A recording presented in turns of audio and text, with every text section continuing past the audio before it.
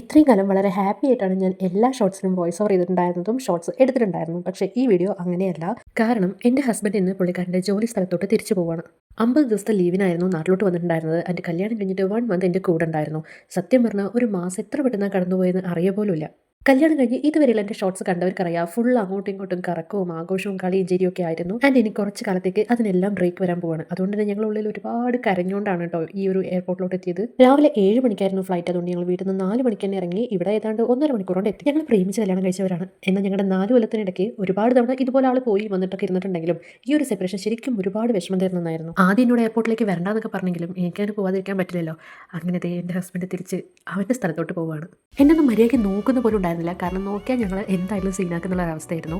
And ഞങ്ങൾക്ക് അവിടെ പ്രവേശനം ഉണ്ടായിരുന്നില്ല. പുറത്തുനിന്ന് തന്നെ അവൻ നേരെ ഉള്ളിലോട്ട് കയറിപ്പോയി. ഉള്ളിലോട്ടൊക്കെ കയറിപ്പോയെങ്കിലും കുറച്ച് കഴിഞ്ഞപ്പോൾ ഫോണിൽ വിളിച്ചിട്ട് ഈ കണ്ണാടിച്ചെല്ലാം അങ്ങോട്ടേക്ക് വരാൻ പറഞ്ഞു. പിന്നെ ഞങ്ങൾ കുറച്ച് നേരം അവിടെ നിന്ന് കണ്ടു. അങ്ങനെ ഞങ്ങൾ വീണ്ടും ലോങ് ഡിസ്റ്റൻസ് റിലേഷൻഷിപ്പിലോട്ടായിരിക്കുകയാണ്. അങ്ങനെ ഞാൻ എൻ്റെ ഡ്യൂട്ടിയിലോട്ട് കിടന്നു, അവൻ അവൻ്റെ ഡ്യൂട്ടിയിലോട്ടും കിടന്നു. ഇനി ഒരു നീണ്ട കാത്തിരിപ്പാണ്. നാട്ടിലേക്ക് വരാൻ അവനും, അവനെ ഒന്ന് കാണാൻ ഞാനും.